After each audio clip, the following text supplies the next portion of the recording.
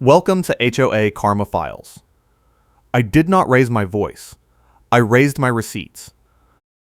I work as a building inspector in Jacksonville, and most days I deal with concrete and permits, not screaming lunatics in parking lots. But here we are. The clock is running, and you are feeding it. Paige Holloway, events director for the Desert Palms Community Association, stood 3 feet from my face in the clubhouse parking lot, waving a torn mailer like a prosecutor with a murder weapon. She was yelling that I was suspended from amenities until I paid replacement costs. For what? I did not know yet. I had just gotten home from a site inspection, my jacket still damp from crawling under a deck, and she ambushed me before I could even get my keys out. I am documenting everything, she said, shaking the mailer. Everyone agrees with me. I have messages. I asked what she was talking about. She thrust the mailer closer. It had my street name printed on the address label, but the envelope was ripped down one side and empty. She said she found it near my trash cans that morning, and it proved I stole a package from the clubhouse mailroom. The package, she claimed, contained HOA master keys for the storage units and a petty cash envelope. I told her I had not been to the clubhouse in 2 weeks. She ignored me and said the association was billing me $300 for lock replacement, and I was suspended from the pool, gym, and package lockers until I paid.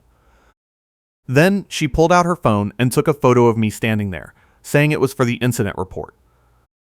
I asked if she had any proof besides a torn envelope. She said the proof was that the envelope was near my property and I had a history of selective enforcement complaints. That made no sense, but she kept talking. She said she was calling a tow company to remove my car from the guest lot because my registration was 2 days overdue on the portal. I checked my phone. My registration was current. I uploaded the sticker scan 2 weeks ago. She said the portal showed expired, and that was final. She walked to her car, grabbed a rolling file cart, and dragged it back like she was wheeling evidence into a courtroom. Inside were laminated policy sheets, printed emails, and a stack of violation notices. She pulled out one sheet and read aloud that any resident with an expired registration could be towed at owner expense. I said the portal was wrong. She said the portal was managed by the management company, and if I had a problem, I could file a complaint, but it would take weeks, and my car would be gone by tomorrow. Then she made a call. A private security guard showed up 10 minutes later, parked behind my car, and stood there with his arms crossed like hired muscle. The guard did not say anything. He just stood there while Paige recited the registration policy again, louder this time, for his benefit. She said she had authority to authorize the tow, and she was doing it tonight unless I paid the $300 and submitted a new registration upload. I asked if she was serious. She said I had until 6 that evening. I went inside my unit and pulled up the portal on my laptop. My registration scan was there, time-stamped 2 weeks ago, file name intact. But the status field next to it said expired. I downloaded the file and checked the metadata. The upload date matched my memory. Someone changed the status manually after I uploaded it. I called the management company. The receptionist, a woman named Claire, answered after 4 rings. I explained the situation. She pulled up my account and confirmed my registration was valid. She said the status field was toggled to expired manually 3 days ago, but there was no note explaining why. She said she would email Paige and copy me. I asked if she could unlock my status right then. She said yes, but it would take up to 24 hours for the portal to refresh. I told her about the tow threat. She went quiet for a moment, then said Paige had done this before. She did not elaborate, but her tone made it clear this was a pattern. By 5 that evening, Paige was back in the parking lot with a printed notice. She had a portable printer in her car, and she printed the notice on the spot, still warm from the machine. The notice said I was in violation of the parking policy, and my vehicle was subject to immediate removal. She stuck it under my wiper blade and took another photo. The private security guard was still there. I asked him if he was authorized to tow my car. He said he was not a tow driver, just security. He said Paige called him to stand by and make sure I did not leave the property before the tow company arrived. I asked if that was legal. He shrugged and said he was just doing what he was told. I showed him the email from Claire confirming my registration was valid. He read it, handed my phone back, and said he could not override Paige. She was the one who hired him, and she was the one who paid him. He said if I had a problem, I should take it up with the board. Paige came back at 5:45 with a tow truck. The driver got out, looked at my car, and asked for the authorization paperwork. Paige handed him a printed email with no signature. He read it, frowned, and asked if she had a board resolution or a signed work order. She said she did not need one because she was the events director and she had enforcement authority. The tow driver shook his head. He said he needed proper authorization or he was not moving the vehicle. Paige got loud. She said she hired him and she would file a complaint with his company if he did not do his job. He said he would not risk liability without a signed document. He asked her for a board member signature or a management company work order. She did not have it. She pulled out her phone and tried calling someone, but no one answered. The tow driver said he was leaving. Paige threatened to report him. He got back in his truck and drove off. She stood there, red-faced, breathing hard. Then she turned to me and said this was not over. The next morning, she escalated. She posted a safety alert in the Desert Palms neighborhood chat, a group message app most residents used for package notifications and garage sale announcements. The alert said there had been a theft from the clubhouse mailroom, and residents should be vigilant. She did not name me directly, but she included a photo of my street and said the suspect lived in the area. Within an hour, neighbors started asking questions in the chat. Someone asked if the police were involved. Paige said she was handling it internally and the HOA was conducting an investigation. Someone else asked what was stolen. She said master keys and petty cash. A third person asked if there was camera footage. Paige said the cameras were under review. I messaged Claire and asked if the clubhouse had security cameras. She said yes, but the footage was stored on a local drive and only the management company and board president had access. I asked if I could request a copy. She said I could submit a records request in writing, but it would take up to 10 business days to process. I did not have 10 days. My employer was watching my attendance and one more late arrival would end my probation. I was already on thin ice after missing 2 mornings last month for a family emergency. If Paige dragged this out, I would lose my job before I could clear my name. I filed the records request that afternoon. Claire said she would expedite it, but she could not promise anything faster than a week. I asked if there was any way to get the footage sooner. She hesitated, then said she could pull the file herself and email it to me off the record, but if Paige found out, Claire would lose her job. I told her I understood and I would not ask her to take that risk. That evening, Paige showed up at my door with a vendor invoice packet. She had sections covered with sticky notes so I could not read the line items, but she said the packet proved I owed the HOA for lock replacement, key duplication, and administrative fees. The total was now $450. She said if I did not pay by the end of the week, the HOA would place a lien on my property. I asked why the amount went up. She said the administrative fees were standard for any violation that required board intervention. I asked to see the full invoice. She refused and said I could request a copy through the management company, but it would take 10 business days. I was trying to refinance my mortgage. Any lien threat could wreck the deal. The lender already had my application, and they were running final checks. If a lien showed up on the title report, the loan would be denied, and I would lose the lower rate. I told Paige this. She said that was not her problem, and I should have thought about that before I stole from the HOA. I asked her again how she knew the package contained keys and cash if the envelope was already empty when she found it. She froze for half a second, then said the vendor confirmed the contents when she called to report the theft. I asked which vendor. She said it was confidential, and I was not entitled to that information.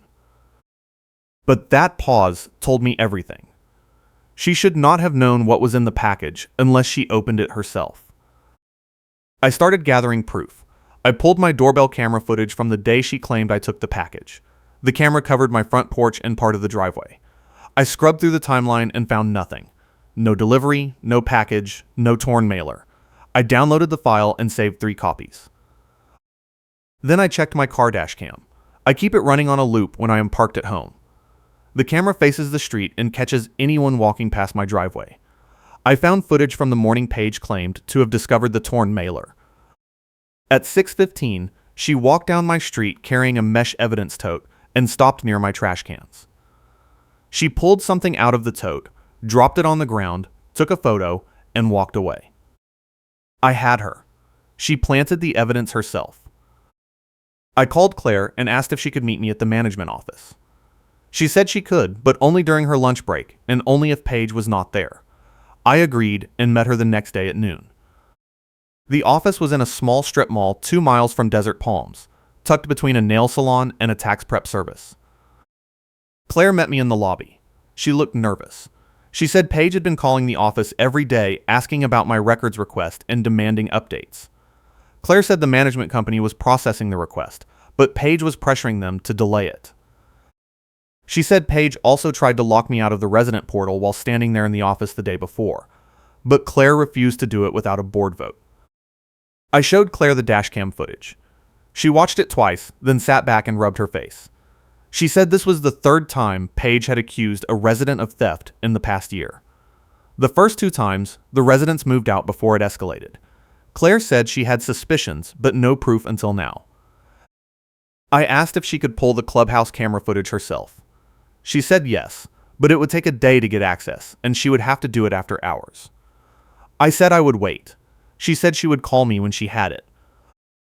That afternoon, Paige showed up at my workplace. I was on a job site inspecting a foundation pour when my supervisor told me someone was asking for me at the gate. I walked out and found Paige standing beside her car with a deputy sheriff. She had called the police and told them I was harassing her. The deputy asked for my ID. I handed it over and asked what this was about. Paige said I had been sending her threatening messages and showing up at her house. I said that was not true, and I could prove it. The deputy asked for proof. I pulled out my phone and showed him my message history. No messages to Paige. No calls. Nothing. The deputy looked at Paige. She said I must have deleted the messages. He asked if she had screenshots. She said no, but she had witnesses who heard me yell at her in the parking lot. The deputy asked for names. She gave him 2 names, both residents I had never met. The deputy told Paige he could not file a report without evidence. She got louder. She said I was a danger to the community, and the HOA had a duty to protect residents. She said the deputy should escort me off the property and ban me from HOA common areas. The deputy said he could not do that without a court order. She demanded his supervisor contact information. He gave her a card and walked back to his cruiser. My supervisor asked what was going on. I explained the situation in 30 seconds. He said I needed to handle it fast because this was reflecting badly on the company. I said I was working on it. He said I had until the end of the week or I was off the project. That night, Claire called. She had the clubhouse footage. She said I needed to see it in person because she did not want to email it and risk Paige finding out. I drove to her apartment and she played the file on her laptop. The footage showed Paige entering the clubhouse mailroom at 7 in the morning, 3 days before she accused me.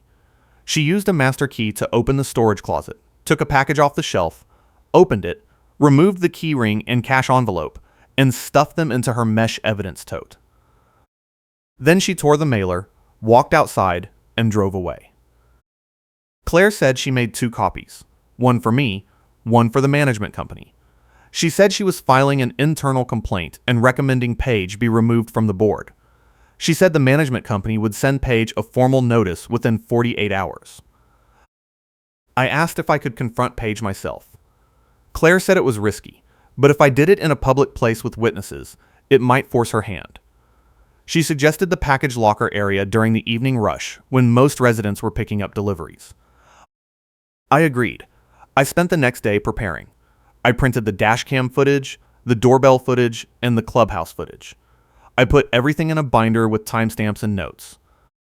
I also printed the email from Claire confirming my registration was valid and the portal audit log showing the manual status change. That evening, I went to the package locker area at 6. Paige was already there, handing out flyers about the theft. She saw me and her face went hard. She said I was not allowed in the common areas until I paid the outstanding balance. I said I was not paying anything.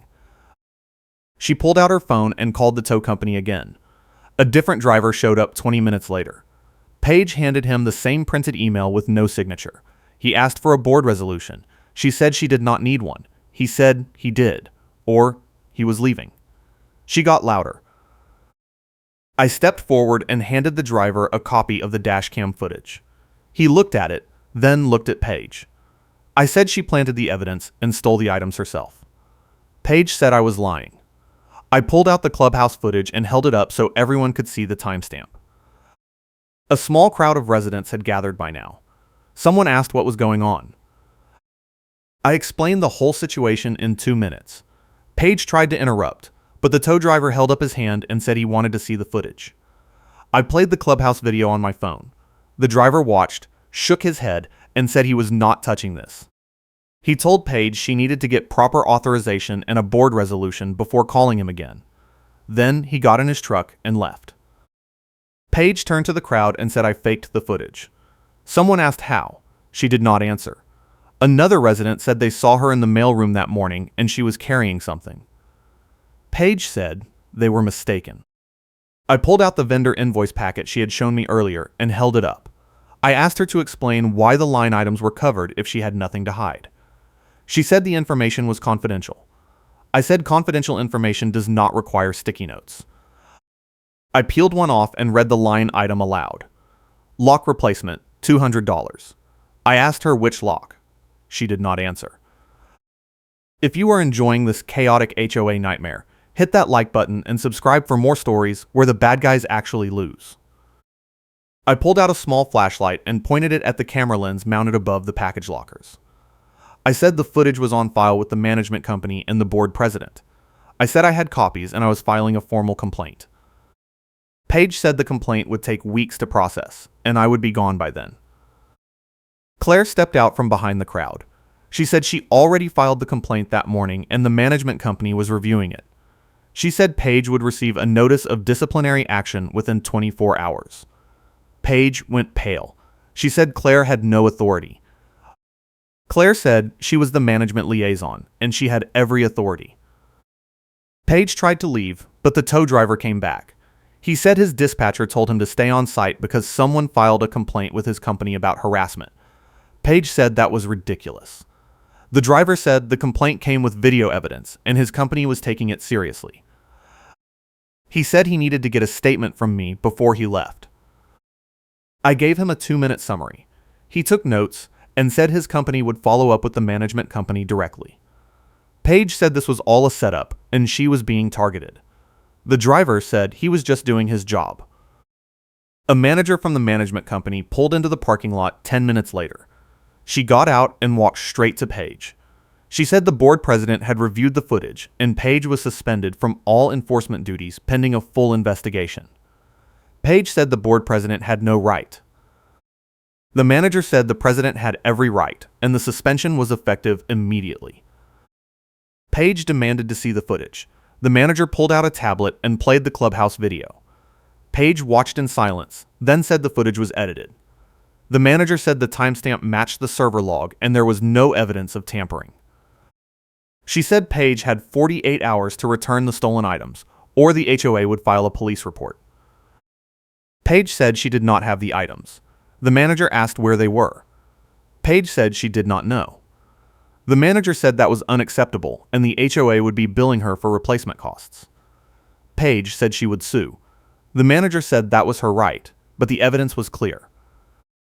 The manager turned to me and apologized on behalf of the HOA. She said the association would refund any fees I paid and would issue a written retraction of the theft accusation. She said the retraction would be posted in the neighborhood chat and sent to all residents. She also said the portal lockout would be lifted immediately and my account would be flagged as resolved. Paige tried to argue, but the manager cut her off. She said Paige was no longer authorized to speak on behalf of the HOA and any further contact with me would be considered harassment.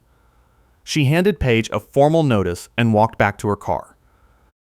The crowd dispersed slowly. A few residents came up to me and said they were sorry I had to go through that. One woman said Paige had accused her of violating the landscaping policy last year and threatened to fine her $300. She said she moved out because she could not deal with the stress. Claire walked over and said the management company was opening an audit of all enforcement actions Paige had taken in the past 2 years. She said they found discrepancies in the petty cash ledger and missing receipts for vendor payments. She said it looked like Paige had been skimming funds for months. I asked what would happen next. Claire said the board would meet in 2 days to vote on Paige's removal. She said the vote was a formality because the evidence was overwhelming. She also said the management company was recommending the HOA hire an independent auditor to review the books. The next morning, Paige posted a long rant in the neighborhood chat. She said she was the victim of a conspiracy and I had manipulated the footage to frame her. She said the management company was corrupt and the board president was in on it. She said she was going to expose everyone. No one responded. The chat went silent. An hour later, the management company posted the official retraction. It said the theft accusation against me was unfounded, and the HOA apologized for any inconvenience. It also said Paige was suspended from all board duties, and the association was conducting an internal review. Paige deleted her rant 10 minutes later. She did not post again. The board met 2 days later. Claire sent me a copy of the meeting minutes. The board voted unanimously to remove Paige from her position as events director. They also voted to refer the matter to the local police for investigation of theft and fraud. The motion passed without discussion. The police opened a case 3 days later. A detective came to my unit and took a statement. I gave him copies of all the footage and the vendor invoice packet. He said the evidence was strong and they would follow up with Paige directly. He also said the DA was reviewing the case for possible charges. I asked if I needed to do anything else. He said no, but I should keep all my records in case the case went to trial. He said the DA would contact me if they needed testimony. He thanked me and left. A week later, the management company sent me a formal letter. It said the HOA was refunding the $300 Paige had demanded, plus an additional $150 for administrative costs and inconvenience. It also said my account was flagged as resolved, and I would not be subject to any further enforcement actions related to the theft accusation. The letter also said Paige had returned the stolen keyring and cash envelope. The keys were found in her car, and the cash was deposited back into the HOA account. The management company said they were updating their enforcement procedures to prevent similar incidents in the future. I filed a complaint with the management company about the portal lockout and the timestamp manipulation. The company launched an audit and found that Paige had manually changed several residents' account statuses without authorization. The audit report said she used her access to target residents who filed complaints against her or questioned her authority. The management company revoked Paige's portal access and issued a formal apology to all affected residents. They also implemented a new policy requiring dual approval for any status changes. Claire said the policy was long overdue and should have been in place from the start. My refinance went through without issues. The lender confirmed there were no liens on the property and the title was clear. The loan closed 2 weeks later and I locked in a rate half a point lower than my original mortgage. I saved over $200 a month. Paige moved out of Desert Palms 3 months later. I heard through Claire that she sold her unit at a loss because the board notified all prospective buyers about the theft investigation. The buyers backed out twice before she found someone willing to close. Claire said Paige tried to sue the HOA for defamation, but her attorney dropped the case after reviewing the footage. The new events director was a retired teacher named Linda. She was calm, organized, and respectful. She introduced herself at the next board meeting and said her priority was rebuilding trust between the board and the residents. She also said she was implementing a transparent enforcement process with written notices and appeal rights. Linda reached out to me personally and apologized for what happened. She said the board was committed to making things right and ensuring no resident was targeted like that again. She also said the HOA was hiring a professional management company to oversee day-to-day operations and reduce the risk of individual board members abusing their authority. I thanked her and said I appreciated the changes. She asked if I was willing to serve on the rules committee to help draft the new enforcement policy. I said I would think about it. A week later, I agreed. The committee met twice a month and we spent 6 months drafting a policy that included clear definitions, due process, and third-party oversight. The policy passed unanimously at the annual meeting. Several residents thanked me for my work and said they felt safer knowing the board could not target them without accountability. One woman said she had been afraid to file a complaint about a parking issue because she did not want to end up like me. She said the new policy gave her confidence to speak up. Claire got promoted to assistant manager at the management company. She said the work she did on my case caught the attention of the regional director, and they offered her a raise and expanded responsibilities. She said she was grateful for the opportunity and hoped the new policies would prevent future abuses across all the properties the company managed. I stayed in Desert Palms. The neighborhood settled into a calmer rhythm. The neighborhood chat became a place for actual community updates, instead of Karen rants and enforcement threats. People started organizing block parties and holiday events. The clubhouse pool reopened after months of closure, and families started using it again. I ran into the tow driver at a gas station a few months later. He recognized me and came over to say hi. He said his company added a new policy requiring signed authorization for all HOA tows after what happened with Paige. He said the policy was already preventing bad faith tow requests and saving residents from harassment. I told him I appreciated him standing his ground that night. He said it was the right thing to do, and he was glad the footage backed me up. He said too many tow drivers just follow orders without asking questions, and he was proud his company was setting a better standard. The refinance savings added up fast. I used the extra money to upgrade my inspection equipment and take a certification course for commercial buildings. The course opened up new job opportunities, and my employer promoted me to senior inspector 6 months later. The promotion came with a raise and flexible hours, which meant I did not have to worry about attendance strikes anymore. I kept all the evidence in a locked file cabinet. The detective called a year later and said the DA decided not to press criminal charges against Paige because she returned the stolen items and the financial loss was minimal. He said the case was closed, but the police report would remain on file in case she tried something similar in the future. I asked if that meant she got away with it. He said not exactly. She lost her board position, damaged her reputation, moved out of the neighborhood, and was flagged in the HOA management system as a high-risk resident. He said any future HOA she joined would have access to the incident report, and most boards would reject her application to serve in any leadership role. That felt like enough. She did not go to jail, but she lost her power and her community standing. The people she tried to intimidate were protected by new policies, and the management company was watching her name in case she popped up somewhere else. Justice does not always look like handcuffs, but it still counts when the bad behavior stops. Desert Palms became a place I actually wanted to live again. The new board leadership was transparent, the enforcement was fair, and the community felt less like a surveillance state. I started attending the monthly board meetings, not because I had to, but because I wanted to stay informed and make sure the changes stuck. Linda retired from the events director role after 2 years, and the board elected a younger resident named Marcus to replace her. Marcus was a software engineer who built a custom portal app that gave residents real-time access to enforcement notices, meeting minutes, and financial reports. The app included an anonymous complaint feature that went directly to the management company, bypassing the board entirely. The app was a game changer. Residents started reporting issues without fear of retaliation, and the management company addressed problems faster. The neighborhood felt more like a partnership instead of a dictatorship.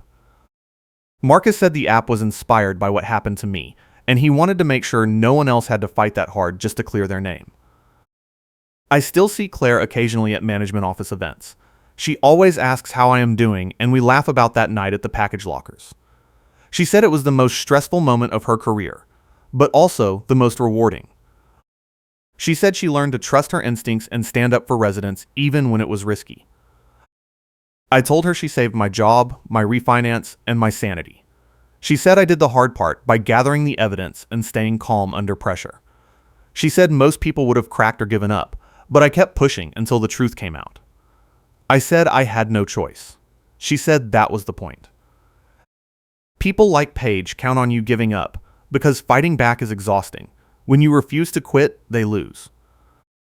The neighborhood chat still gets occasional drama, but nothing like the Paige era. Someone complains about a noisy dog or a trash can left out too long, and the new board handles it with a polite notice and a follow-up conversation.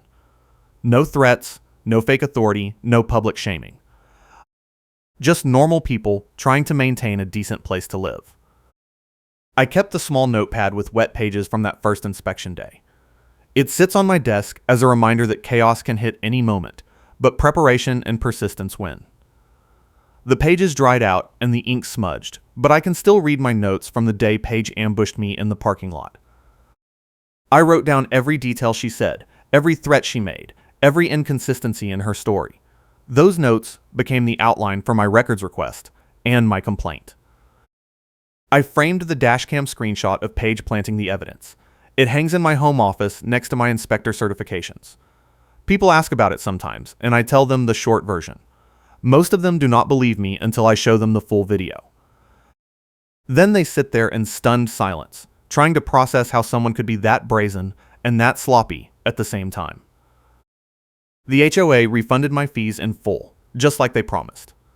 The check arrived 2 weeks after the board meeting, along with a formal letter of apology signed by the board president and the management company director. The letter said they took full responsibility for the failure to supervise Paige, and they were committed to preventing similar incidents. They also included a $50 gift card to a local restaurant as a gesture of goodwill. I used the gift card to take Claire out to lunch. She said she did not expect it, but she appreciated the gesture. We spent an hour talking about the case, the audit, and the new policies. She said the management company was rolling out the dual approval portal policy across all their properties in Florida. She said my case became a training example for new staff on how to handle board member misconduct. The funny karma moment came 6 months later. Paige tried to join a different HOA in a gated community north of Jacksonville. The board there ran a background check and found the Desert Palms incident report. They rejected her application and sent her a letter explaining that residents with documented enforcement violations or theft allegations were not eligible for board service. Claire forwarded me the email chain from the management company. Paige had called them 3 times demanding they remove the incident report from her record. The management company said the report was accurate and factual, and they had no legal obligation to delete it. Paige threatened to sue. The management company said that was her right, but the evidence would become public record if she filed. She never sued. That moment when Karen demands proof and then panics when you hand out copies never gets old. I watched her confidence evaporate in real time when the tow driver asked for paperwork and I pulled out the binder. She thought she could bluff her way through because she had always gotten away with it before. But this time, the receipts were literal, time-stamped, and impossible to deny. The tow driver's line became legendary in the neighborhood. The tow driver refused Karen's order and asked her for paperwork on speaker. That moment, with half the residents watching and recording, was the beginning of the end for her. The driver did not yell, did not argue, just calmly repeated the question until she had no choice but to admit she had nothing. That was power. The management company issued a written correction to all residents, just like they promised. The correction said the original theft accusation was based on incomplete information, and the investigation found no evidence of wrongdoing by me. It said the HOA regretted any distress caused, and was implementing new procedures to ensure fair and accurate enforcement. The correction was posted in the neighborhood chat, mailed to every unit, and archived in the association records. Paige tried to get the board to redact it, but they refused. The board president said the correction was necessary to restore my reputation and maintain transparency. She said the association had a duty to correct false accusations publicly, just as they would have publicized a legitimate violation. A few residents reached out privately to apologize for believing Paige's story. One man said he saw the safety alert in the chat and assumed it was true because she was on the board. He said he learned a hard lesson about questioning authority and verifying facts before making judgments. I told him I appreciated the honesty and no hard feelings. The police investigation wrapped up after 3 months. The detective said they interviewed Paige twice, and she admitted to taking the items but claimed she was going to return them. She said she needed the keys to access a storage unit for an event and planned to put them back the next day. The detective said her story did not hold up because the dash cam showed her planting evidence days later. The DA declined to prosecute because the items were returned and the HOA did not want to press charges. The board president said they wanted to move on and avoid a long legal battle. I understood the decision, but part of me wished she had faced criminal consequences. The detective said the police report would stay on file permanently, so any future employer or HOA could see it if they ran a background check. The board hired an independent auditor to review the association finances. The auditor found $3,200 in missing petty cash and unaccounted vendor payments over an 18-month period. The audit report said Page had sole access to the petty cash lockbox and frequently made vendor payments without receipts or board approval. The report recommended the HOA implement a dual signature policy for all expenditures over $50. The board adopted the recommendation and updated the bylaws. They also required monthly financial reports to be posted on the resident portal within 5 business days of month end. The transparency made a huge difference. Residents could see exactly where their fees were going and question any unusual expenses before they became problems. Marcus built a dashboard into the portal app that showed real-time balances, upcoming expenses, and vendor contracts. The dashboard included a comment feature where residents could ask questions or flag concerns. The board responded to every comment within 48 hours. It was not perfect, but it was a massive improvement over the old system, where the board operated in total secrecy. I thought about writing a review of Desert Palms on one of those HOA complaint websites, but I decided against it. The association had fixed the problem, held people accountable, and implemented real reforms. Trashing them publicly after they did the right thing felt unfair. Instead, I wrote a letter to the board thanking them for their leadership and acknowledging the hard work they put into restoring trust. The board president read my letter at the next meeting. She said it meant a lot to hear from a resident who had been directly harmed by the old system. She said the reforms were only possible because people like me spoke up and demanded accountability. She also said the board was committed to maintaining the new standards and would never let someone like Paige abuse their authority again. I ran into Paige one more time, about a year after she moved out. She was at a grocery store near my job site, and we ended up in the same checkout lane. She saw me and her face went blank. I did not say anything. She grabbed her bags and left without making eye contact. That was fine with me. I had nothing to say to her, and no interest in reopening old wounds. Claire texted me later that day and said Paige had called the management company asking if her incident report could be sealed. The company said no. She asked if she could appeal. They said there was no appeal process for factual records. She asked if they would at least remove her name. They said the report was tied to her account and could not be anonymized. She hung up. The reforms at Desert Palms spread to other HOAs in the area. Claire said several management companies adopted the dual approval portal policy and the transparent financial dashboard after seeing the results. She said my case became a benchmark for how to handle board member misconduct, and other residents were using it as a template to push for similar changes in their communities. I did not set out to become an HOA reform advocate, but it happened anyway. People started reaching out to me through the neighborhood chat and asking for advice on how to fight bad enforcement or gather evidence. I helped where I could, mostly by sharing the lessons I learned. Document everything. Stay calm. Build alliances. Use the system. Do not fight outside it. One guy in a neighboring HOA was dealing with a board president who was threatening to fine him for parking his work truck in his driveway. The president claimed it violated the commercial vehicle policy, but the truck was under the size limit and properly registered. I told him to request a copy of the policy, check the bylaws, and file a formal complaint with the management company if the board would not back down. He did, and the management company overruled the president within a week. Another woman was accused of violating the landscaping policy because her yard had a single weed visible from the street. The board sent her a violation notice and threatened a $50 fine. I told her to take timestamped photos of every yard on her street and compare them to hers. She did, and found at least a dozen other yards with visible weeds that had not been cited. She presented the photos at the next board meeting, and the violation was dismissed.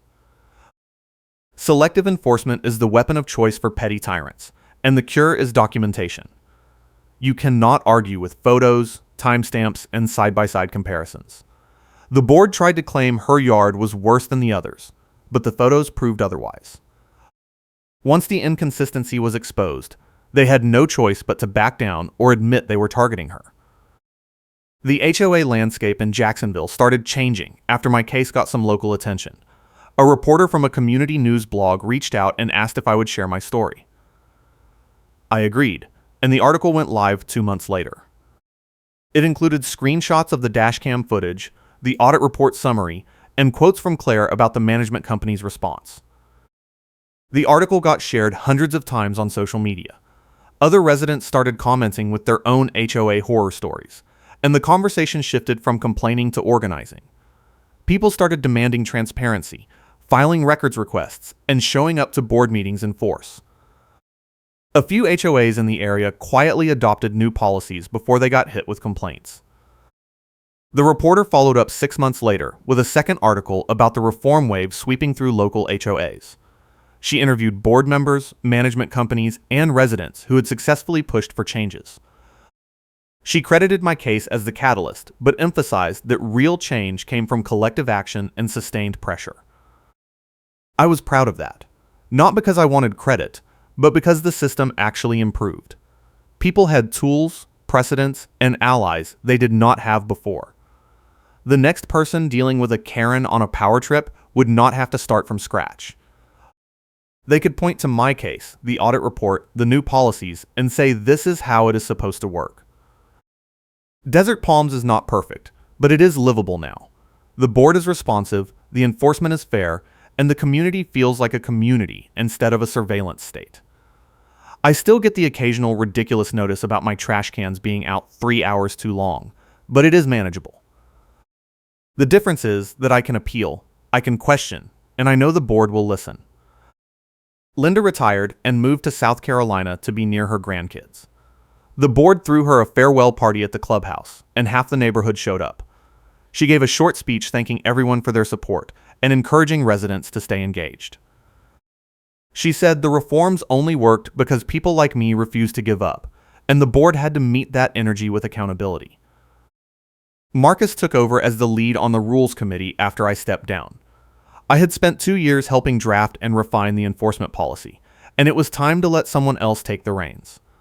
Marcus was sharp, fair, and had no patience for power games. He was exactly the kind of person the board needed. The committee expanded the policy to include a mediation process for neighbor disputes. The idea was to resolve conflicts before they escalated to enforcement actions. A trained mediator, hired by the management company, would meet with both parties and try to find a compromise. If mediation failed, the board could step in, but only after the process was exhausted. The mediation program worked better than anyone expected. Most disputes got resolved in 1 or 2 sessions, and residents appreciated having a neutral third party instead of a board member with an agenda. The program cut enforcement actions by 40% in the first year, and saved the HOA thousands of dollars in legal fees and administrative costs. I still live in Desert Palms. My mortgage is almost paid off thanks to the refinance savings, and my job is stable. I got promoted again last year to lead inspector, which came with another raise and a company truck. The truck has a lift gate and enough storage for all my equipment, which means I do not have to rent a trailer for bigger jobs anymore. The neighborhood is quieter now. The drama dried up after Paige left and the board cleaned house.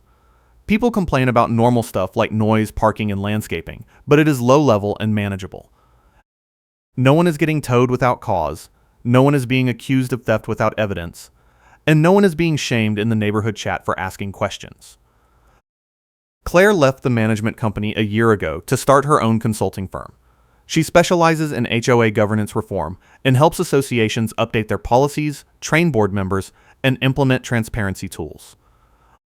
She said the work is more fulfilling than running a management office, and she gets to help communities avoid the kind of mess we dealt with. She sent me a referral bonus after she landed her first client. The bonus was small, but the gesture meant everything. She said she would not have had the courage to start the firm if she had not seen how much impact good policies could have. She said my case taught her that standing up for what is right, even when it is risky, is always worth it. I framed the refund check from the HOA, not because I needed the money, but because it represented something bigger. It was proof that you can fight back against petty tyrants and win. You do not need a lawyer, you do not need to go to court, You just need evidence, persistence, and the willingness to stay calm when everyone around you is losing their minds. The check hangs in my office next to the dashcam screenshot. People ask about it sometimes, and I tell them the whole story. Most of them laugh when I get to the part about the tow driver refusing Paige's order on speaker. That moment broke her. She thought she could intimidate everyone into submission, but the tow driver just asked for paperwork and walked away when she could not produce it. That moment became the template for how I handle conflict now. Stay calm, ask for proof, and do not engage with theatrics. Petty tyrants rely on intimidation and noise to get their way. When you refuse to react, they crumble. Paige screamed, waved papers, called the police, and dragged out a file cart, but none of it mattered because I had the receipts and she did not. The management company eventually promoted Claire's replacement to regional director.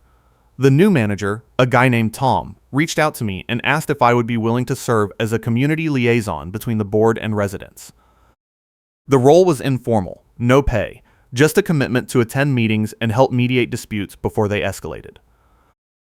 I agreed, and I have been doing it for the past year. It is low effort and surprisingly effective. Most conflicts start because someone misunderstood a rule or the board failed to communicate clearly. I help translate, clarify, and de-escalate before things get ugly. The board appreciates it because it keeps drama off their plate, and residents appreciate it because they have someone who understands the system and will listen. The neighborhood app Marcus built keeps getting better. He added a feature that lets residents submit maintenance requests directly to the management company with photos and timestamps. The app routes the request to the right vendor, tracks the response time, and sends automatic reminders if the issue is not resolved within the agreed timeframe. The feature cut response times by 60% in the first 3 months. Residents stopped complaining about ignored maintenance requests because they could see the status in real time.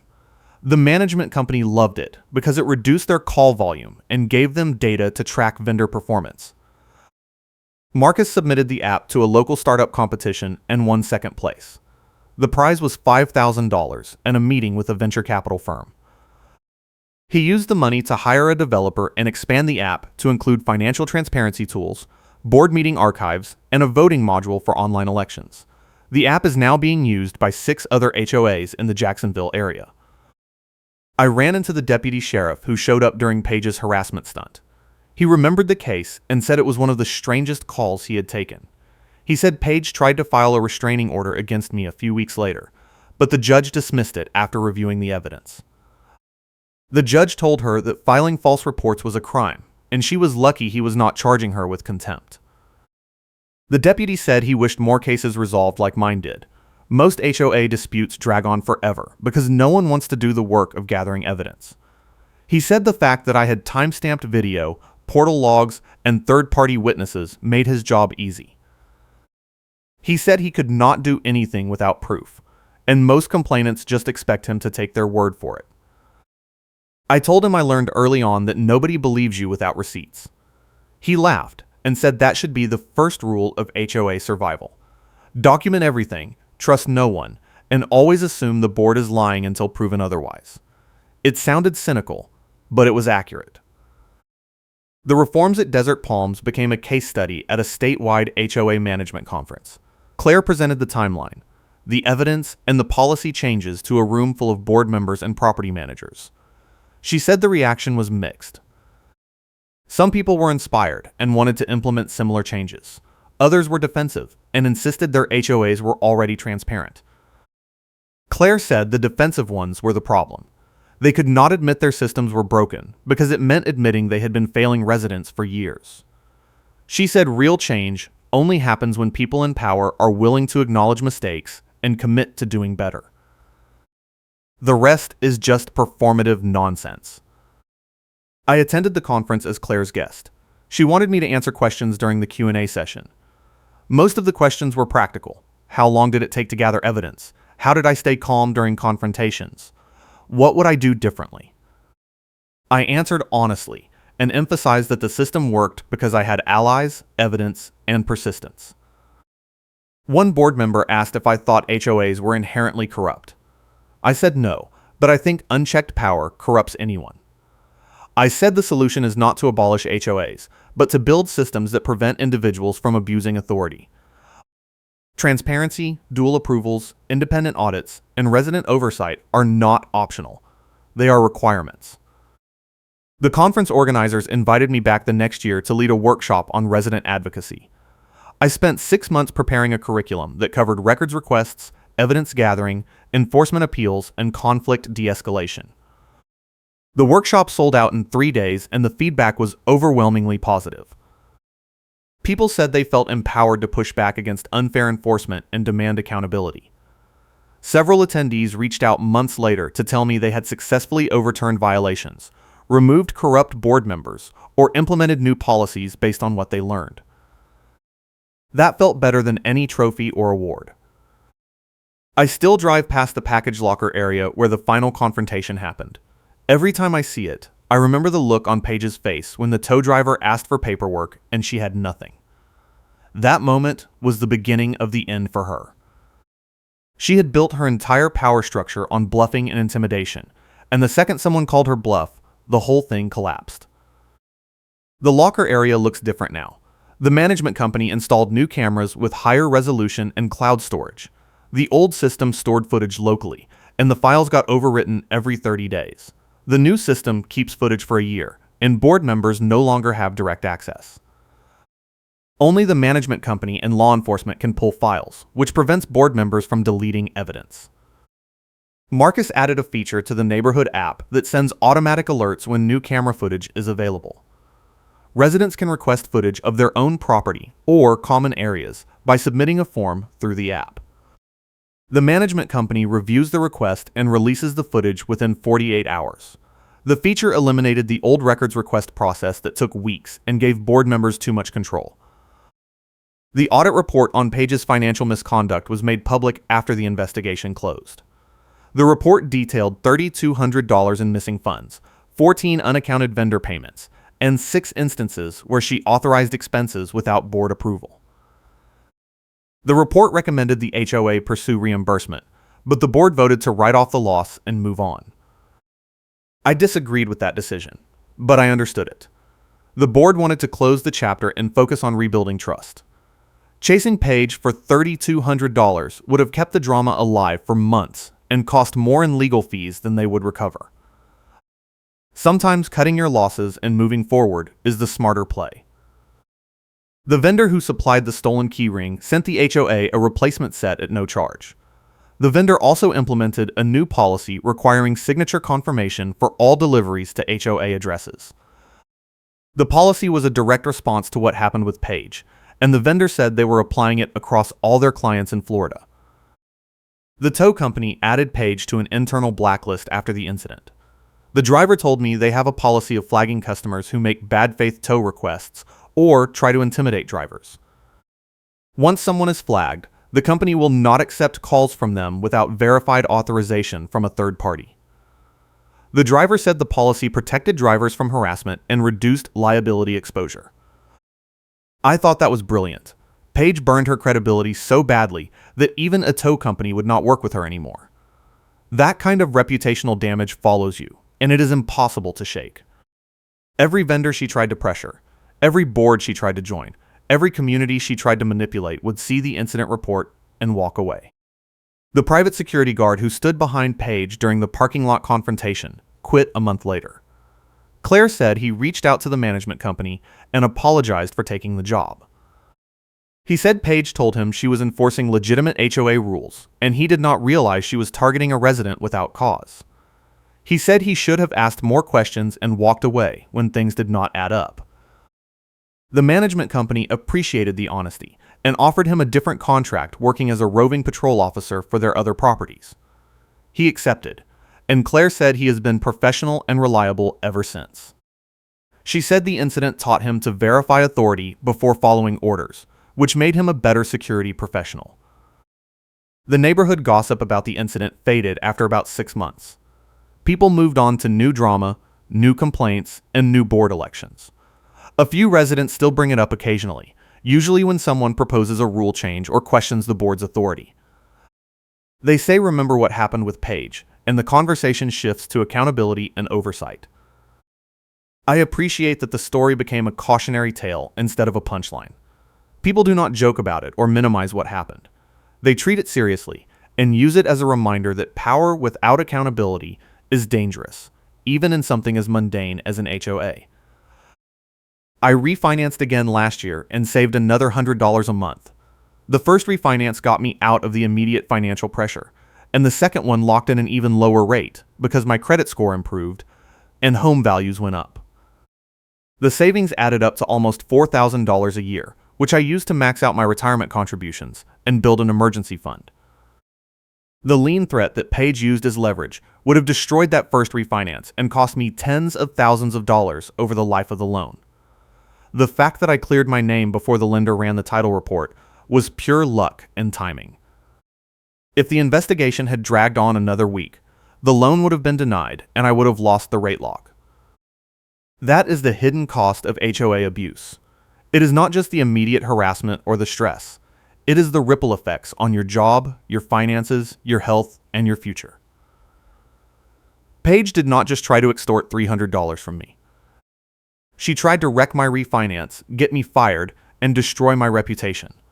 The only reason she failed is because I fought back harder than she expected. Most people do not fight back.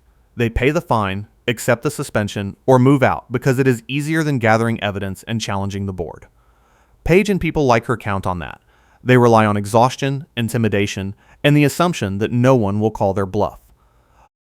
When someone does, they collapse like a house of cards. The board elections last year brought in 2 new members who campaigned on transparency and accountability. Both of them referenced my case during their campaign speeches and promised to continue the reforms. They won by wide margins, which told me the community valued what had been built and did not want to go back to the old way of doing things. One of the new board members reached out to me after the election and asked if I would be willing to serve on the finance committee. I declined, but I offered to review the budget and flag any concerns before the annual meeting. She appreciated the offer and sent me the draft budget 2 weeks later. I reviewed it, found a few line items that needed clarification, and sent back my notes. The board addressed every concern before the final vote. The Finance Committee adopted a new rule requiring all vendor contracts to include a termination clause and a performance review schedule. The rule was designed to prevent the board from locking the association into bad deals or keeping vendors who were not delivering. The committee also required monthly vendor reports with itemized invoices and board approval for any contract over $5,000. The changes saved the HOA almost $10,000 in the first year by identifying overpriced contracts and renegotiating rates. The committee presented the savings at the annual meeting, and residents gave them a standing ovation. It was proof that transparency and oversight were not just about preventing corruption. They also improved efficiency and saved money. I still see Paige's name pop up occasionally in online HOA complaint forums. She left 1-star reviews for the management company, the tow company, and even the detective who investigated her. The reviews are long, rambling, and full of conspiracy theories about how everyone was out to get her. Most people reading them can tell she is lying, but a few sympathetic comments show up from people who believe her story. Claire said the management company considered suing Paige for defamation, but they decided the reviews were so obviously false that they did more harm to her credibility than to the company's reputation. She said the best response to a liar is the truth, and the audit report, the camera footage, and the police report spoke for themselves. The Desert Palms community Facebook page has almost doubled in size since the reforms. People actually use it now for neighborhood events, lost pets, and local recommendations instead of constant complaints and enforcement threats. The tone is lighter, friendlier, and more collaborative. Someone started a monthly potluck tradition, and 50 people showed up to the first one. I went to the second potluck and met neighbors I had never talked to before. A few of them thanked me for fighting back against Paige and said they felt safer knowing the board could not target them without consequences. One woman said she had been planning to move out before the reforms, but now she was staying and even considering running for the board. Marcus is working on a second version of the neighborhood app that includes predictive analytics for maintenance issues. The app will track patterns in maintenance requests and predict when major repairs are likely to be needed. The goal is to help the HOA budget proactively instead of scrambling to cover emergency expenses. He said the feature is still in beta, but early testing shows it could save the association $15,000 to $20,000 a year by catching problems early. The app is becoming a real business for Marcus. He hired 2 developers, a designer, and a part-time salesperson.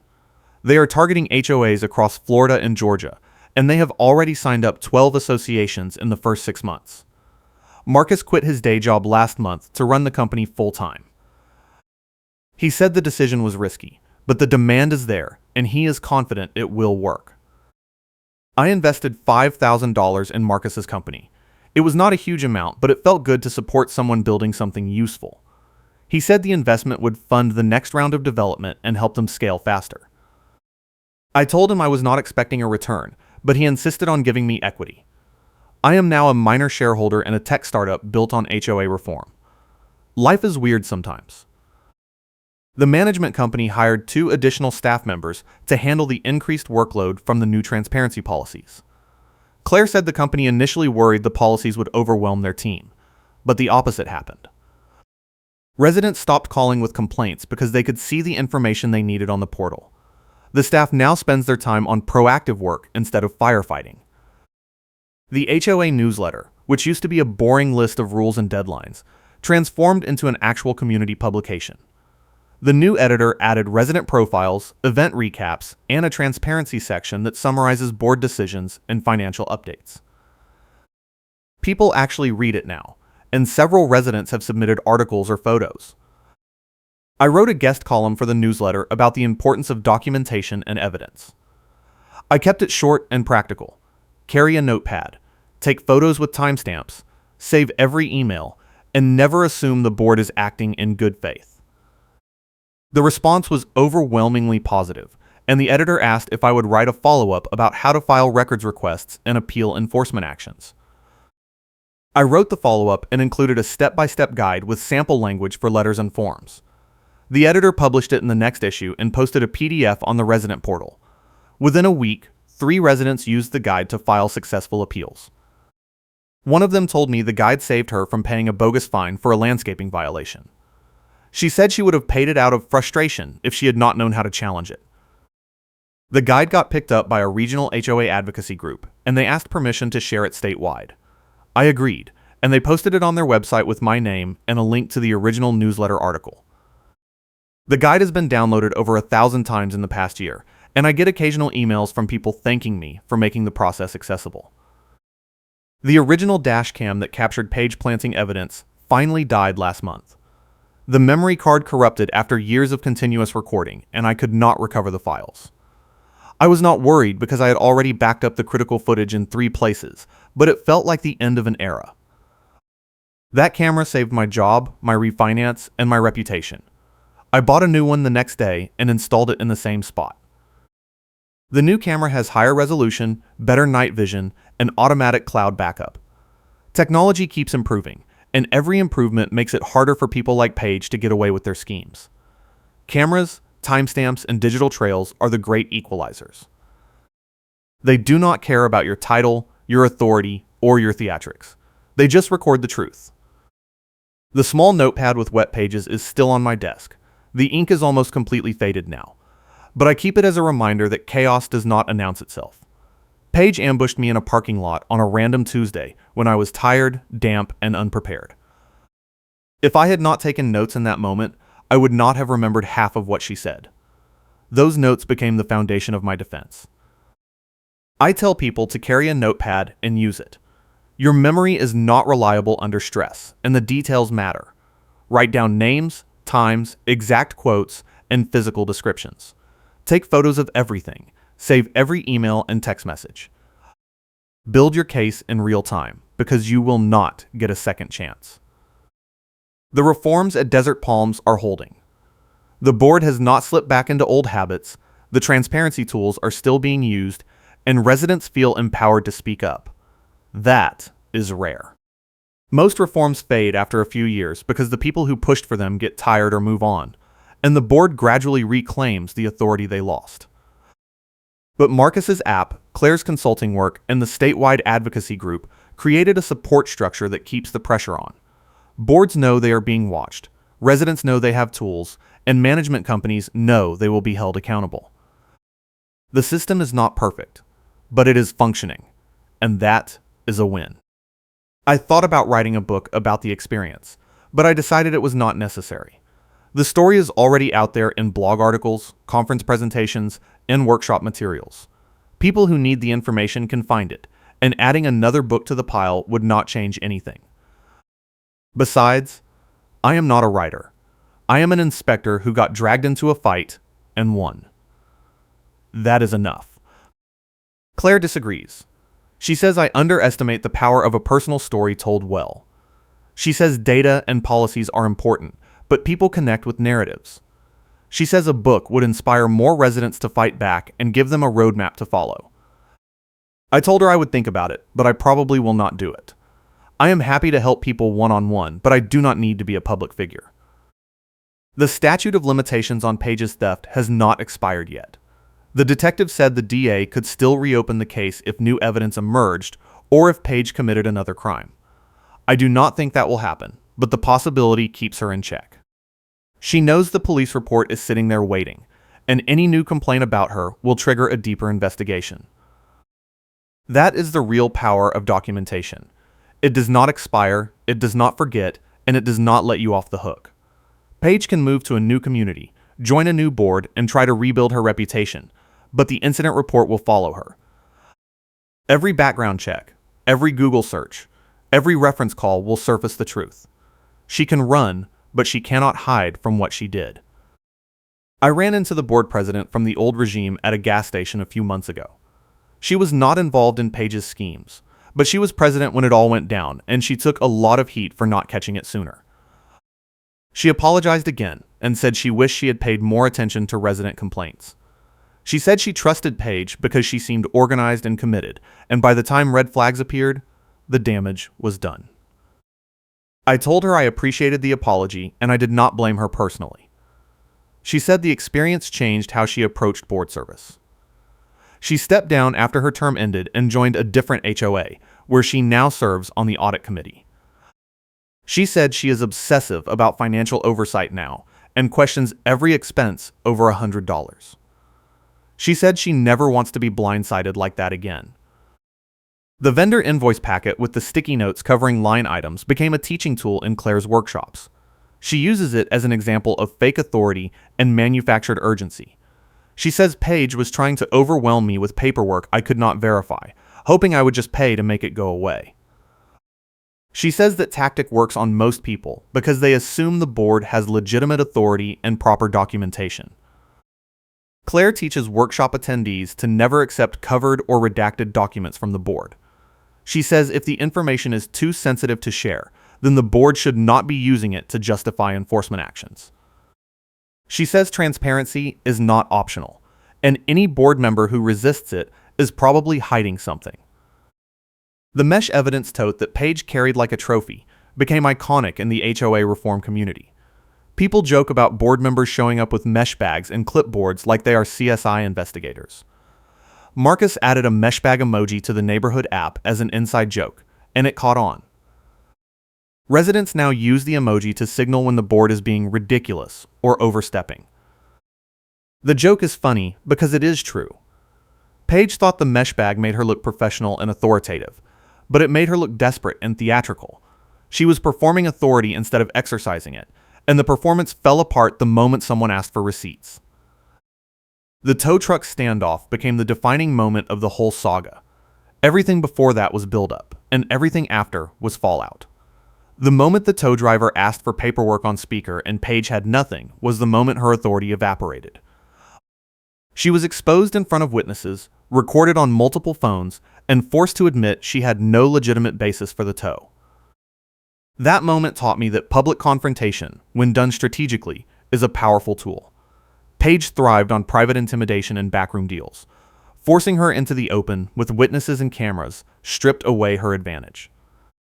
She could not lie, threaten, or manipulate when everyone was watching and recording. I carry that lesson with me now. When someone tries to intimidate me privately, I move the conversation into the open. I invite witnesses, I record the interaction, and I ask questions that force the person to defend their position publicly.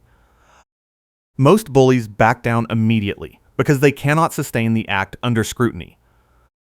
The neighborhood feels different now. People smile when they see me, they ask how I am doing, and they treat me like a neighbor instead of a target. That is what community is supposed to feel like. No one is perfect. Conflicts happen, but they get resolved without drama, threats, or abuse. The HOA is a tool for maintaining common areas and enforcing basic standards, not a weapon for petty tyrants to wield.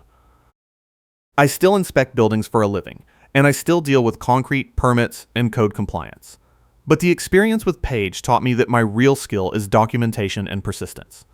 I know how to build a case, gather evidence, and present it in a way that forces accountability. Those skills are transferable, and I have used them a dozen times since then for smaller conflicts and disputes. A contractor tried to overcharge me for foundation work last year. I requested itemized invoices, compared them to market rates, and caught a 30% markup on materials. I confronted the contractor with the evidence, and he backed down immediately. No argument, no drama, just a revised invoice and a discount for the inconvenience. That would not have happened if I had not learned to question everything and demand proof. The reforms at Desert Palms are spreading beyond Florida. Claire said she has been contacted by HOAs in Georgia, Alabama, and South Carolina asking for consulting help. She said the story resonated because it was not about lawyers or lawsuits. It was about ordinary people using transparency tools and persistence to hold their boards accountable. She said the most common question she gets is how long it took me to gather the evidence. She tells them it took about a week of focused effort, which surprises people. They assume building a case like that takes months or requires professional investigators. She says no, you just need a phone, a notepad, and the willingness to do the work. The final sign-off from the detective when he closed the case was short and anticlimactic. He said the evidence was clear, the items were returned, and the DA was not pursuing charges. He thanked me for my cooperation and said I could contact him if I had any other issues. That was it. No dramatic courtroom scene, no public apology from Paige, just a quiet resolution and a case number for my records. But that was enough. The justice system is not designed for catharsis. It is designed for resolution, accountability, and deterrence. Paige lost her position, her reputation, and her ability to abuse authority. The HOA implemented reforms that protected future residents. The management company improved their oversight. The vendors tightened their procedures. The system worked, even if it did not feel satisfying in the moment. I look back on the whole experience with a mix of anger and gratitude. Anger because it should not have happened, and gratitude because it taught me how strong I could be under pressure. Paige tried to destroy me, and she failed. She underestimated my willingness to fight back, my ability to gather evidence, and my commitment to clearing my name. That was her mistake, and it cost her everything. The neighborhood is quiet now. The board is functional, the residents are engaged, and the drama is manageable. I can walk to the mailbox without worrying about an ambush, I can use the pool without checking for enforcement notices, and I can sleep knowing my property is secure. That is not a small thing. That is peace, and it is worth fighting for. Until next time, stay safe.